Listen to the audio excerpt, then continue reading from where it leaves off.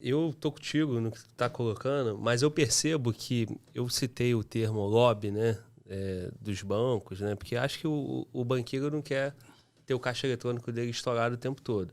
Então, eu acho até saudável, né, atividade empresarial em parceria com o Estado, potencializar aí melhorias, né.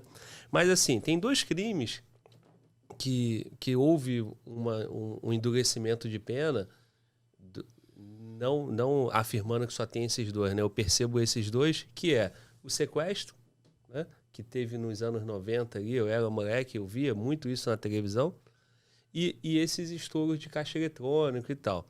Me parece que, pô, houve, né, um lobby forte com a classe política, porque quem é sequestrado é quem tem grana pra cacete, né? Então, porra, eu sou um puto executivo, um empresário, eu não quero que sequestre meu filho.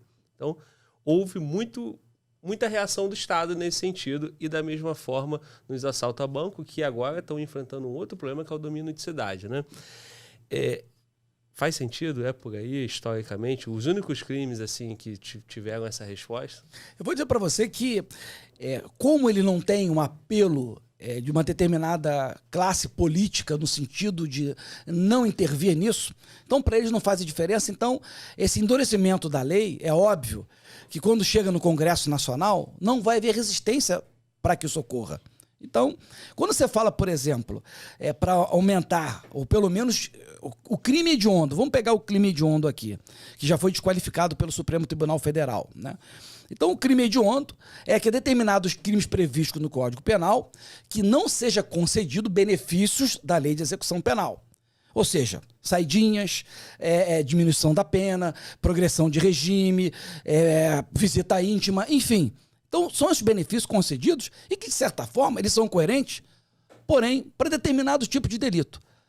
Para delito de maior potencial ofensivo que agride a sociedade, homicídio, latrocínio, estupro, por exemplo, tinha que haver uma ação muito mais dura.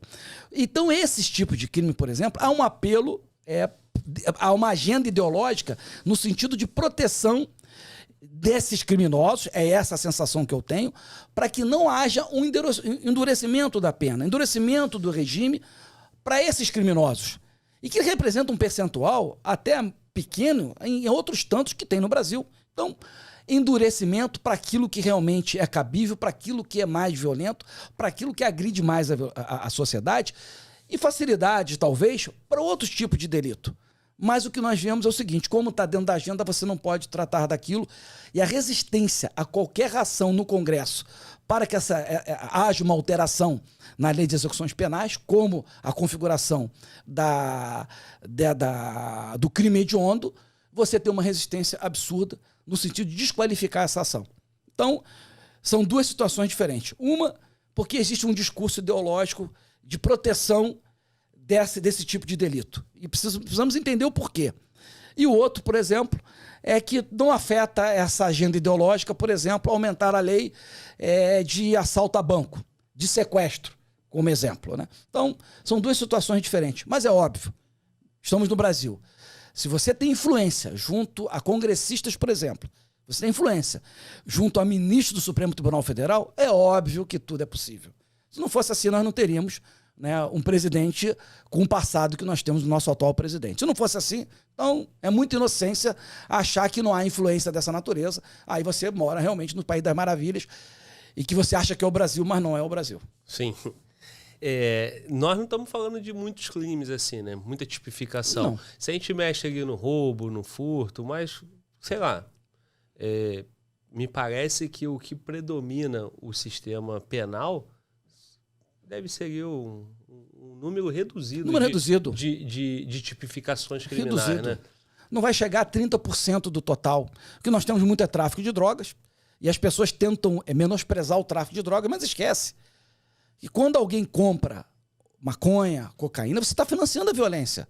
Porque aquele traficante, ele domina o território. Ele quer invadir o território, expandir seu território na facção rival ou de milícia. Entre eles, na verdade. Ele vai tirar a vida de moradores se ele achar que algum morador está dando informação ou para a polícia ou tem alguma relação com alguma outra facção fora da sua comunidade. E ali eles julgam, ali eles aplicam a pena e desaparecem com aquele morador e sequer a gente fica sabendo o que aconteceu com ele, a não ser quando se encontra cemitérios clandestinos, como toda vez que há uma grande operação, acaba se chegando neles. Então, parar com esse negócio de transformar o criminoso em algo bom como o traficante. Vou dar um exemplo para vocês, muita gente vai ficar chateada comigo. Tô nem aí pra essa porra também. Pô, vamos lá. A Imperatriz Leopoldinense ganhou com o tema Lampião. É uma figura importante na história brasileira. Mas é um bandido, porra. Esse cara estuprou. Esse cara matou. Ah, mas ele enfrentava a polícia, enfrentava os coronéis? Não, ele vendia o serviço dele para outros coronéis. Ele servia aquela guerra de coronéis que tinha lá no interior do Nordeste brasileiro. Cara. Então, e aí o cara não é uma figura importante. Ele é um bandido. Mas nós temos no Brasil essa tendência. Não no Brasil. O mundo gosta disso. Mas aqui no Brasil especificamente, nós temos um fato, eu gosto de falar sobre isso. Até para falar de carnaval, nós temos Hélio Oiticica, um grande artista plástico brasileiro, projetou-se muito nos anos 50, anos 60, né? E que o carnaval deve muito a esse artista plástico.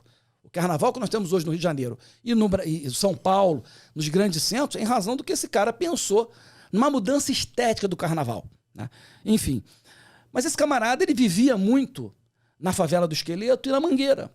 E se tornou muito amigo, até íntimo, do cara de cavalo, que era um criminoso da região, que foi responsável pela morte do detetive Lecoq, que gerou, por parte dos amigos Lecoq, a fundação da escuderia Lecoq, e que numa situação mataram o cara de cavalo. No enfrentamento, mataram o cara de cavalo. O Hélio Oiticica criou um movimento a partir dessa relação mais íntima com ele, né? Um movimento chamado Marginália, com uma exposição no Museu de Arte Moderna, aqui no Rio de Janeiro, no Aterro do Flamengo, e de enaltecimento do cara de cavalo. E a Marginália era o seguinte: seja bandido, seja herói. Essa era a chamada. Então, um grande intelectual brasileiro, artista plástico, repercussão internacional, amigo de um bandido, problema nenhum de ser amigo de um bandido. Nós temos hoje várias autoridades que são amigos de bandido. Carnaval tá aí para provar. Vários. Juízes são amigos de bandido. O Castor de Andrade tinha vários amigos juízes desembargadores. Eram vizinhos em Copacabana até. Então havia essa relação promíscua. A imprensa adora esses caras, né? Emissoras vão lá, falam, entrevista, trata como celebridade quando o camarada é bandido. Mandante de vários crimes, de homicídios, mas enfim, né? No carnaval tudo some, inclusive Covid some também no carnaval, né? Então tudo some. Então, houve essa situação e todo mundo gosta de conviver com eles, e aconteceu isso. E a partir desse momento, começa o movimento intelectual brasileiro tentando diminuir a responsabilidade do criminoso, transformando em vítima da sociedade, esquecendo das vítimas que esses criminosos fazem. E não se quer esquecer da vítima, esquece que essas vítimas de um assalto, por exemplo, de um homicídio, de um latrocínio, têm familiares. Esquecem totalmente disso. Então, no Brasil, aqui, você dá muita atenção para o criminoso, no sentido de protegê-lo, dos seus direitos, mas esquece do direito de quem morreu e dos familiares que vão sofrer esse trauma por resto de suas vidas. Então, essa é a realidade que nós temos no Brasil hoje.